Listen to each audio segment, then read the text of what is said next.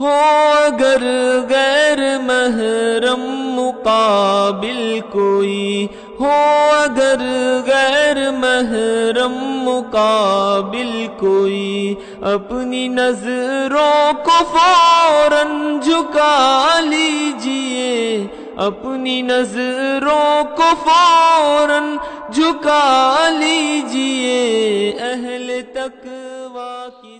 حدیث مبارکہ میں ہے کہ جس انسان کا دل چاہے کہ میں غیر محرم کو دیکھوں لیکن وہ اپنی نگاہوں کو جھکا لے، بند کر لے، تو غیر محرم سے نگاہوں کی حفاظت کرنے پر اللہ تعالیٰ اس بندے کو عبادت میں لذت عطا فرما دیتے ہیں۔ تو دیکھیں، ایک ایسا عمل کیا کہ اللہ کی طرف سے اجر ملا۔ اسی طرح دل کے اندر جب بھی گناہ کا ارادہ ہو، بندہ اس کو روکے، تو یہ دین اسلام کی خوبصورتی ہے کہ شریعت نے کہا کہ اس پر بھی اللہ تعالیٰ اس بندے کو اجر عطا فرمائیں گے۔